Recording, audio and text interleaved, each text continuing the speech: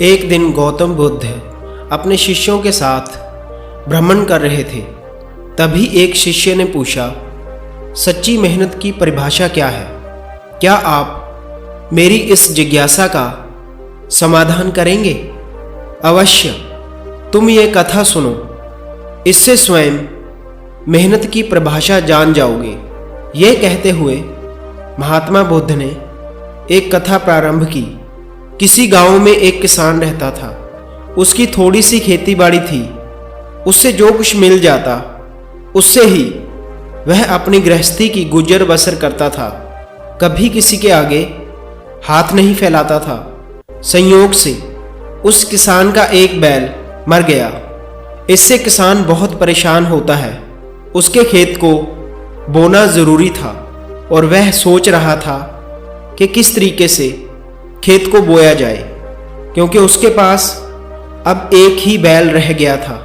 उसने बहुत सोच विचार किया। सोच विचार करने के बाद एक फैसला किया, हल के जुए में एक और बैल जोता जाए और दूसरी ओर अपनी पत्नी, और फिर काम करने लगा। उसी समय वहां का राजा अपनी रानी के साथ रथ पर उधर से गुजर रहा था। अचानक उसकी निगाह हल पर गई, जिसके एक जुए में बैल और दूसरे में स्त्री थी। उसे बड़ा आश्चर्य हुआ, साथ में दुख भी हुआ। उसने रथ को रुकवाया और किसान के पास जाकर पूछा, ये तुम क्या कर रहे हो? किसान ने निगाह उठाकर उसकी ओर देखा और बोले, मेरा एक बैल मर गया है और खेत को बोना जरूरी है। राजा ने कहा, भले मानस, कहीं स्त्री से भी बैल का काम लिया जा सकता है? किसान बोला, क्या करूं और उपाय ही क्या है? उपाय? राजा ने कहा, तुम मेरा एक बैल ले लो, जाओ।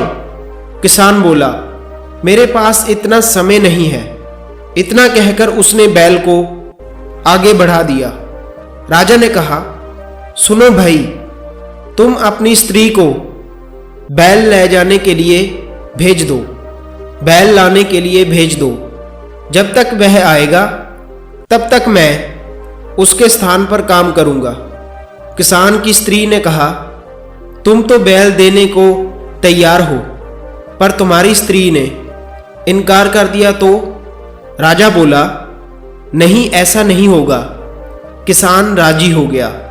उसकी स्त्री राजा के यहाँ बैल लेने के लिए चले गई और राजा ने हल का जुआ अपने कंधे पर रख लिया।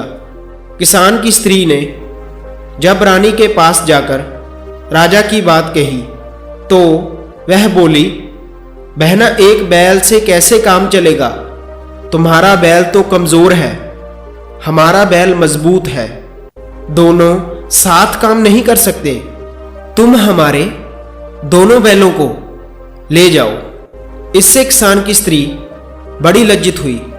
उसे तो डर था कि कहीं कि वह एक बैल भी देने से इनकार न कर दे। वहीं एक छोड़ दोनों को देने के लिए तैयार हो गई। स्त्री बैल लेकर आई और पूरे खेत की बुआई हो गई। कुछ समय बीत गया और फसल हुई। किसान ने देखा तो उसे अपनी आंखों पर विश्वास नहीं हुआ। सारे खेत में अनाज पैदा हुआ, लेकिन जितनी जमीन में राजा ने हल चलाया था उसका पसीना गिरा था, उतनी जमीन में मोती उगे थे। यह करामात सच्ची मेहनत की थी। यहां राजा जनता की सेवा में अपना खून पसीना बहाता है, वहां ऐसा ही फल मिलता है। गौतम बुद्ध कथा समाप्त करते हुए बोले, कहो शिष्य, क्या अब भी तुम्हारी जिज्ञासा शांत नहीं हुई? अवश्य प्रभु, हम समझ गए कि सच्ची मेहनत की परिभाषा क्या है। सो दोस्तों, हमें इस कहानी से यह शिक्षा मिलती है कि हमें हमेशा परिश्रम करते रहना चाहिए और फल की चिंता नहीं करनी चाहिए। ऐसी ही और मोटिवेशनल वीडियोस को देखने के लिए मेरे इस चैनल को सब्सक्राइब करें, वीडियो को शेयर करें, लाइक करें। तब तक के लिए धन्यवाद।